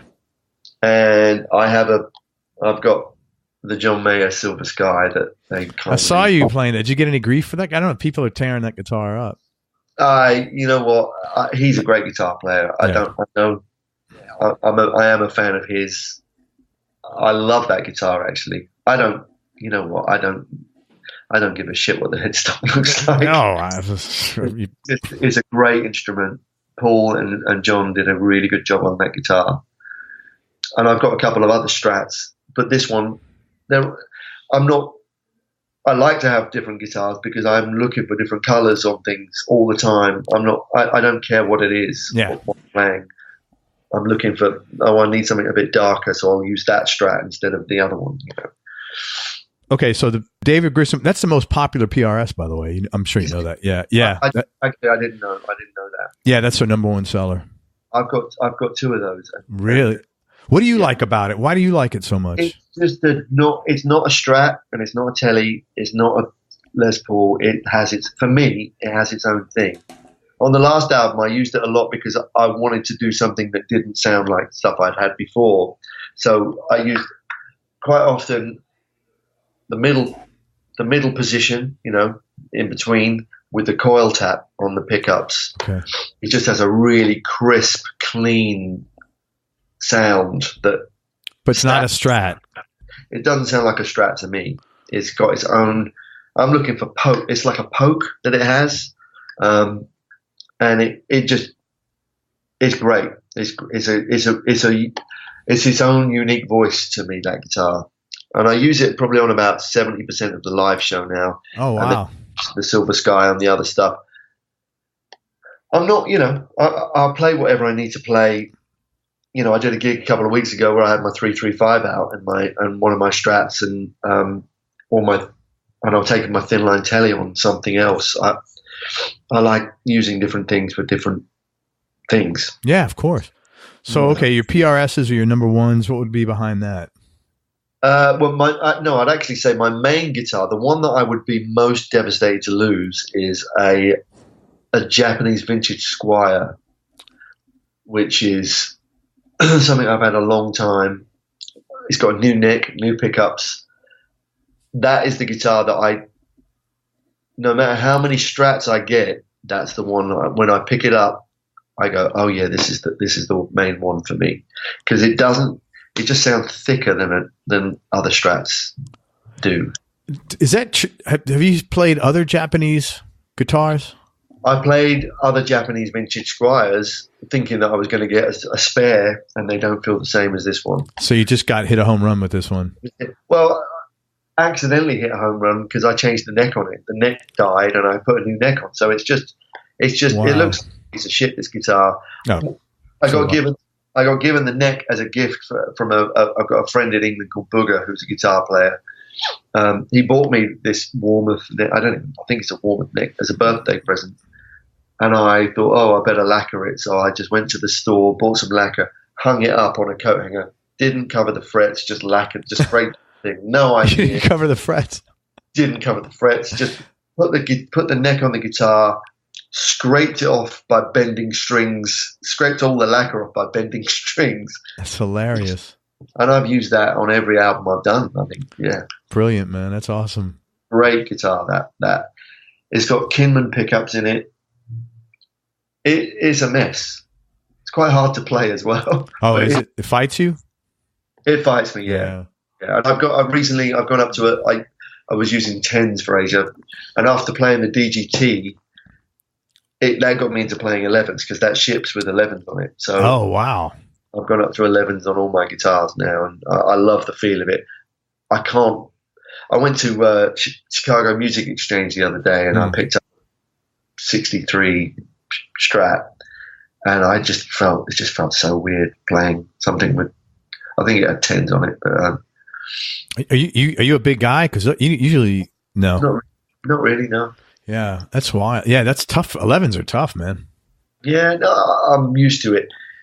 Probably not that I'm a fast player anyway, but it slows me down. It makes me play less. Yeah, and I like the tone. I prefer. I always like a bigger tone, a sort of a more round sound. What strings do you use? What kind of strings? I use Dunlops. Okay. Yeah. Yeah. So your Japanese vintage Squier number one. What's the PRS is number two? I don't really have. I don't have a number one or. Oh no! You just pick the tool you need, man. The tool that I need. I will literally. I've got like 25 guitars sat in my studio, and when I'm playing, I go, no, that's not the one. That's not the one. Oh, that's the one for that bit of the song, and then I'll reach for something else. But the Japanese Squiers are the one you like playing the most. That's the one I'm drawn back to a lot.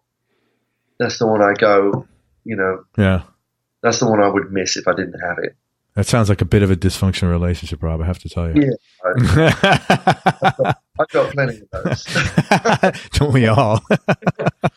Yeah. It's always just a matter of is the dysfunction within the range of normal, and then it's okay. It's when it goes out of the range, then it's bad. Man, name a couple of guitar players you've enjoyed playing with, and another one or two you'd like to jam with. Playing with. Don't play with many guitar players. I don't. Yeah. I don't tend to do that. I tend to be the main. guy. You're the You know? I'd love to play with people like Mark Lettieri and, you know, I'd love, Robbie McIntosh. Do you know Robbie? I know him. Yeah, I spoke to him briefly. Yeah. He's like your desert island guitar player, you know. Everybody says it about him. He is the guitarist, for me, he's like so tasteful how he plays. And I love hearing him, you know, what he does. So people like that who I feel like I'm going to sit back and listen to rather than join in. Sure. I'm kind of in a learning mood at the moment. I want to sort of learn a few things. I've not had a lesson for ages, so I want to sit down and sort of pick some things up a bit more. I feel like I've got a bit stagnant in my playing approach. You know what? I don't feel like I'm a great soloist at the moment. I like soloing, but I don't feel like I'm that together these days. But you don't solo much. So how in the band where I get, you know, there's probably about 2 or 3 solos a night. Okay, well you can take it off. But they're not stretch out solos. They're normally like 16 bars. And I don't it's not something I focus on too much on my playing, but I feel like I've neglected it a bit and I need to get back to that a bit more.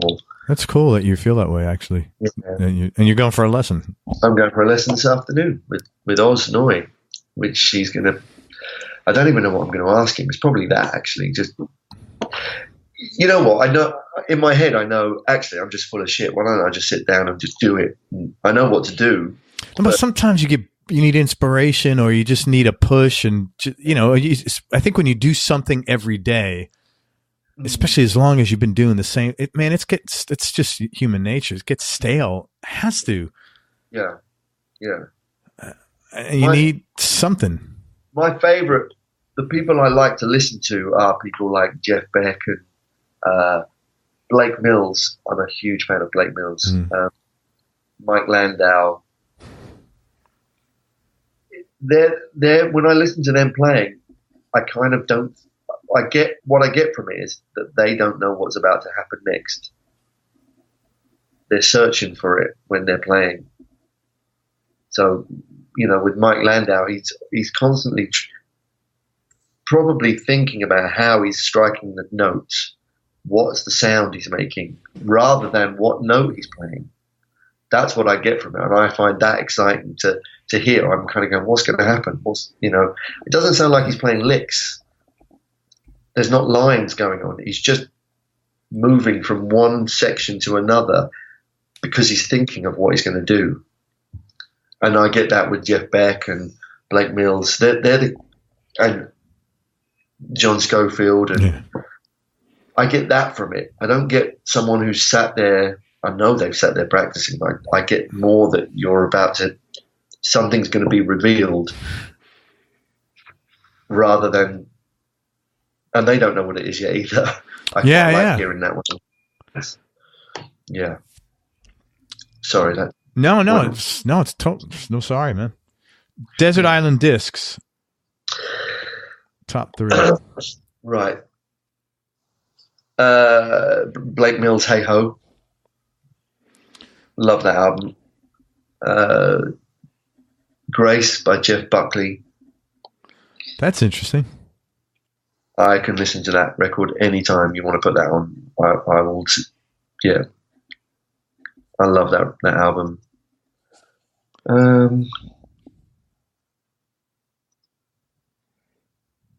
Anything by the Beatles, really. I know that's an obvious one. Man, Quincy Jones, The Dude. What's the name of that? Quincy Jones. What's the name of the album? I'm losing you there. Sorry, Rob. What's the name of that? What's the name of that record? The Quincy Jones. The Dude. The Dude. I have to check that one out. You've been all over the world, man. Traveling. Favorite place? I don't remember.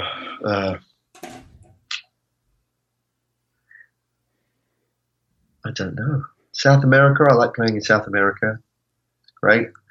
For the food, Japan. I love playing in Japan. Everybody loves going there, man. Yeah, it's the closest thing to being on a different planet. Everybody says like some version of that. Yeah. What's your was that? So I don't feel it while I'm there. I feel it when I'm not there. I kind of think about it and go, oh man, I can't wait to go back to Japan. When I'm in Japan, I'm going, oh, it's a bit crazy. It's an interesting place, and they're lovely people as well. So. Everybody tells me that who's been there, man. The same exact thing. It's a really unusual place, and it's wonderful people, and everybody likes the order. Everything's so orderly there, and they're courteous, and yeah. What's your favorite American food, man? I don't eat meat, so you're vegetarian? No, I'm a pescatarian. I eat fish. Fish, yeah. Favorite American food? It's gonna be hard to pick one if you're a pescatarian. Yeah. You know, I will say I just used to love a nice steak or a nice burger. You know, I know, but yeah, those days are gone. What's your favorite British food? That's a tough one. We're not known for our British food. Do you eat beans on toast?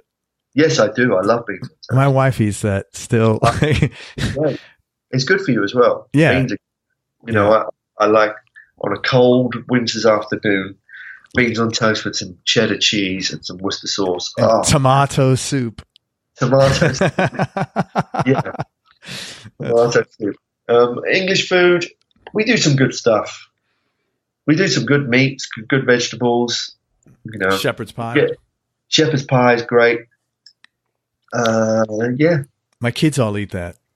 Yeah, it's great. Mom, we make shepherd's pie. They make shepherd's pie. The other thing they like is like the biscuits, kind of with gravy in the biscuit. Okay. No. I don't know what it's called. There's a name for it. I don't know what it is. Sorry, but we've got Yorkshire puddings. Yorkshire puddings. That's it. Yeah. Yorkshire puddings. I haven't had one of those for years. There you go, man. That'll be your first stop.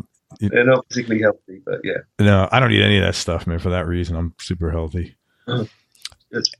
Hey, most important things you've learned about yourself through your career experience and life in general. Now we get all the American questions in. Now it's serious business.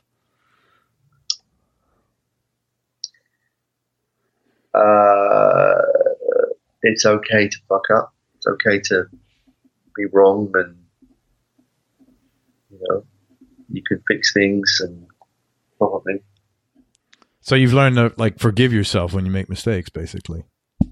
Yeah. Eventually. Huh?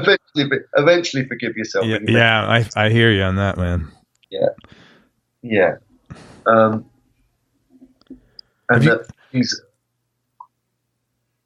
no matter how bad something might seem, it does eventually pass, and it will all be okay. Yeah. Time fixes everything. My son, I mean, I've said it to him a few times, and I don't know where I picked it up from, but it's this probably reading on one of these bullshit Facebook things. But it was a saying that said, "It'll be okay in the end. If it's not okay, it's not the end." That's good. But, That's good, man. Tell me something about yourself that people would be surprised to hear or might find a little odd. I'm wearing a latex red gimp suit right now. No. Doesn't make you a bad person. I'm actually, I know no one can see this. I'm actually not. No. I don't, maybe, I've heard you ask this question before, and I did think about what I was going to say, but I think I don't listen to as much funk music as people might think I do. Even though that's what you're playing. Yeah, I don't listen to loads of it. It's not what I choose to surround myself with all the time. Yeah. Most musicians that I've met don't listen to one of anything. They're listening to everything. Yeah. It seems like. Yeah. Yeah. When you're having a bad day, what do you do to make yourself feel better? Walk the dog. Really? That clears your head? Yeah. Yeah. I get moody if I can't get out and walk in the countryside. I find that I miss it. It's therapeutic for you. Good, man. Yeah, when you live in the country like that, it's really pretty. Yeah, really pretty. I find wherever I've been in the world, I drive through back home from the airport, and I get to a certain point, and I look around and go, I love traveling, but I do love being at home. I love where I live, and yeah. Anto lives in the country somewhere. I guess most of Ireland's country, and he's always putting, little short clips of like maybe his same thing as dogs running around, and I'm always like, wow, that looks so peaceful and so. My girlfriend and I, where we lived before, and the kids, we had a log cabin. So after I got my divorce and I moved out of the family home, and I got a log cabin right next to a golf course. So out every window is green, and there's no noise. There's no light pollution, so you sit and look at the stars every night. And I remember sitting out there one evening on the decking, or the porch. You call it a porch, I guess. And we're sitting talking. We're having a glass of wine, and I think we both looked at each other and we were like, "God, the birds are being loud today." They're really wow. Loud. Yeah. You really notice that I find it just slows everything down for me. Oh yeah, the pace is definitely, man. I think being out in nature in general tends to do that, slows everything down in a good way. But I do kind of get a bit twitchy if I'm around too many people. Like I went into Manhattan yesterday. I'm stood on the street. I'm like, okay, I'm going to be twitchy in a minute. I need to. Yeah. It's funny, man.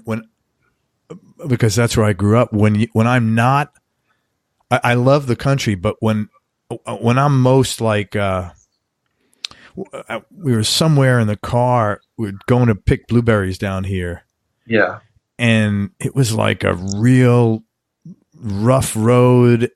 And I was like sweating in the back of my head thinking, if we break down here, we are so fucked. I'm imagining, right. Deliverance, the hillbillies coming out. And because I didn't grow up with that, I'm very, I appreciate, but I'm really comfortable like when there's millions of people around me, which is kind of weird. I've noticed I've changed a little bit over the last few years. I've noticed there's been a shift that I crave that quiet. The quiet, yeah. I crave it. If I've not been around it too much, I crave it. I used to go out every night. I'd be on tour. I'd be out every night, I'd go to a bar. I didn't drink actually for quite a long time, but I'd be out hanging out because I couldn't stand being in my room. Well, that's really tough. That's really difficult. But now I'm the opposite. Now I'm like, I just need to get back to my room. It's kind of probably the life changes and stresses of things, and maybe I just need a little bit of peace and quiet. Yeah. No, I totally get it, man. Yeah. Person who's had the biggest influence on your life, both musically and personally.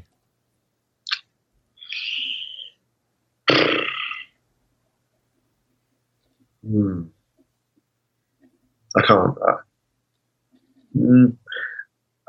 The obvious one would be my parents, who supported me. They really did support me. I think they realised I was a hopeless case academically at school, and my brother's very academic. My sister I've got an older brother and sister. Brother's really bright and studied hard. My sister worked her ass off, but wasn't amazing academically. She just wasn't that mind, but she'd been very successful in what she'd done. But with me, they just kind of realized, no, this kid's got nothing. He's just going to, his guitar. Let's just leave him to it. So I'm very fortunate that they gave me that, they supported me with that. So that's really great. Yeah. Very lucky. What's the most important thing they both taught you? My dad is a grafter. He is a hard worker. What does he do? Oh, he says he's in construction. Yeah. And he's retired now, but he still works. If any jobs come up, he doesn't like sitting around doing nothing. And I think maybe I've got about 10% of that in me. You know, if I'm honest, he is one of these guys that taught me, well, no one's going to come and do it for you. You better just do it, which is good. I'm trying to do that to my kid, you know, for my kids as well. And how about your mom? My mum, she was, you know, she worked, but she was dealing with the kids. My dad wasn't dealing with us; he was working. You know, still, you know, had a great relationship with him, but my dad was the guy that was out working, and my mum is just probably the support and you know the love that you get from your parents. You know, it wasn't the easiest time growing up with them because they're both fiery people as well. So, but again, the same thing. Just you know, doesn't mean just because sometimes things aren't great doesn't mean they're going to be like that forever. So probably that's what they've taught me. Are you fiery? No, I'm not fiery. I'm not afraid of confrontation, though. Yeah. I'm a bit of a talker. I will go, right, there's something wrong here. We need to sort this out.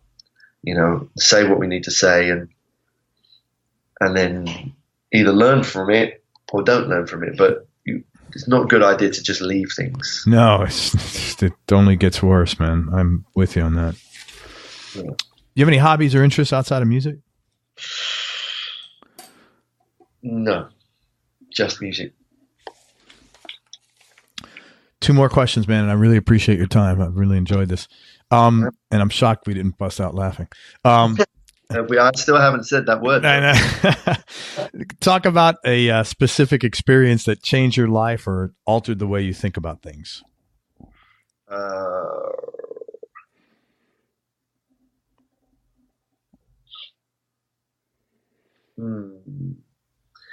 Probably those realizations where you know, if you lose someone, you realize that you better not hang around. You know, you only get a short time. You better do these things that you want to do. Just get on with it. You know, it's not just do them. Don't be scared of doing it. You know, if it doesn't work out, it doesn't work out. But you'll be pissed off if you didn't do it. Yeah. If you're comfortable, you don't have to ask. Is there someone in particular that you lost? And you don't have to. If you're uncomfortable, it's totally cool. Yeah, it was. I had a realization. I won't say who it is, but I had a realization when someone passed away that I was like, okay. It was almost. It's weird. It was almost like they were saying to me as I was saying goodbye, "This is what you need to do." Wow. And I mean, nothing was said, but that's what I took from that experience. I was, you know, devastated, but that's what I went, okay. Whether I just was choosing to do that, whether I was looking and going, I don't know what to do here, but it is, I do believe that, you know, that's what I'm trying to teach my kids is like, you can do, without sounding too airy, you can do anything you want to do as long as you do it. Yeah. As long as you give it a good go. You know, there's nothing to stop you being whatever you want. But you have to do it. It's not going to happen. I'm a big believer in, you know, I remember at school, my careers officer, when you go to the careers officer and they're going, what do you want to do? And, well, I want to be a musician. Well, okay, well, that's great. But, you know, that it's quite a difficult thing. So have you got plan B? Have you got option B? And I actually said, no, I'm not going to have plan B because if I'm doing plan A whilst holding onto the rail of plan B, I'm not giving plan A enough of a shot. Yeah. I'm almost, and I know that's not for everybody. No, but you got to be all in when you're doing something or else it's the result may not be it. And some of the result may get it because you weren't all in. Yeah. Yeah. I'm not one for hedging my bets. I kind of just go, I'm going to just do this anyway. Cool, man. Thank you. And last question, what's been the biggest change in your personality over the last 10 years? And has this change been deliberate or just a part of aging? I think I'm more serious now. I think a lot more. I find that hard to believe because you seem like you're pretty, you know, you thought a lot about stuff. Yeah. but I was a lot more easygoing. I didn't realize the consequences of things sometimes, and you know, I just feel like sometimes I'm too serious. Sometimes I overthink things a bit too much rather than getting on with it. A friend of mine one of the guys in the band, Nathan, lent me a great book called the War of Art. Oh yeah, by Stephen Pressfield. I read that years ago. Great book about procrastination. Yeah, really good book. That I'm reading it going, yeah, it's like the guy, you know, I'm sure a lot of people go, that guy was looking at me when he was writing this, because I have become a little bit like that. Probably because of my life changes and, you know, going through a divorce and moving. Sure. But I actually really feel like now I'm coming out of that. I'm now stronger and going, right, okay, that bit, okay, stop thinking about that. Let's get on with this. Good. Yeah. Takes time. Everything does, doesn't it? Yeah. It's all a work in progress. Certainly is. Man, I can't thank you enough. I really enjoy this immensely. You're a really cool dude. Let me tell people where to find you. It's Rob Harris. He is a guitar player for Jamiroquai. If you don't know Jamiroquai, let me spell it for you. Really good, funky band. Been around a long time, very successful. Jamiroquai. And here's some places where you could find Rob. First of all, on Instagram, he's at Rob Harris GTR. He's got a really good website. It's very robust, actually. It's at robharrismusic.co.uk. And he is available. He does a lot of online session work. He teaches masterclass, and he also gives guitar lessons. So I would hop on that if I was anybody thinking about those things. And you can get to him through his contact form on robharrismusic.co.uk. Also, you have some upcoming albums that you played on or produced that are coming out?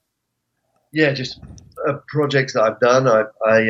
There's an album by a band called Tribe of Good that I play guitar and bass on, actually, which is dance music based, but with real playing on it, real drums, real horns, real strings. You know, it's kind of on the verge of being DJ based, but with real stuff. Very cool. And that's a really interesting, cool, exciting thing that I got to do a few months back. And I just did there's a band called the Lighthouse Family. I just did their album. You played on it? Played on it, yeah. I'm not sure when that's released, but it should be out soon. But it did come out sounding really cool. So, same kind of music, dance music or funk? More songwritery sort of pop. You know, pop stuff. Yeah. I think Jamiroquai are looking to make a new album next year, I think. So, yeah, I'll be doing that. But yeah, that's about it. Very cool. So Tribe of Good, check that out. And the Lighthouse Family, look for those records that Rob played on. And man, talk about your project. Well, I've been writing stuff for a while. My girlfriend's constantly hounding me to start recording, but I have in my head that I don't want to record anything until it's written. And I want to pick the right guys to go in a room with and do it kind of like records that used to be made. Yeah. Because out of it, you know, anything that I've done like that, that's the stuff that I'm most comfortable listening back to. You know, I do find that I get removed from stuff a little bit when it's been chopped or edited. I like to listen to, they're the kind of records I like to listen to. So I'm kind of on the writing, probably about 70% there now. Great. You know, for a 9 or 10 track album. That's great. I'm going to go in and spend a couple of days in a studio. Good. Overthinking what the snare drum sounds like, probably. Send me an email and then I will send it back to you. And even if I don't know it, we could just argue about the sound of the hi-hat. Rob, you don't know what you're fucking doing. That hi-hat. Greg, you're going to be going, Rob, why did you call that track Splooge? Gotcha. Oh my I got God. ya. Cheers, man. That was good. Hey man, and when you put your record out, come back on the show. We'll talk about it. Love to. Man, thank you for everything. I really appreciate it. This was fun, man. Everybody, check out Rob Harris online at robharrismusic.co.uk. He's the Tribe of Goods coming out, the Lighthouse Family, lessons, online sessions, and he does master classes all over the world. So if you are putting something together, consider Rob, and on Instagram at robharrisgtr, and check out Jamiroquai. Everybody, thank you so much for listening. If you enjoyed this interview, please share it with a friend on your social media channels. We appreciate your support. Thanks so much again to Rob Harris for spending time with us. I really appreciate it. And make sure you go to the homepage at everyonelovesguitar.com. Sign up to get on our newsletter list. You can get advance notice of guests coming on the show and send some questions in that you want asked. And most important, remember that happiness is a choice, so choose wisely. Be nice, go play your guitar, and have fun. Till next time, peace and love, and I'm out. We hope you enjoyed this show. If you did, subscribe to the Everyone Loves Guitar podcast, and you can do this online at everyonelovesguitar.com or on iTunes. And if you like the show, please leave us a 5-star positive review. The more 5-star reviews we get, the higher our show ranks, and higher rankings mean we get to continue speaking with cool, interesting guests on our show. We'll see you on the next episode, and until then, keep playing your guitar and have fun making music.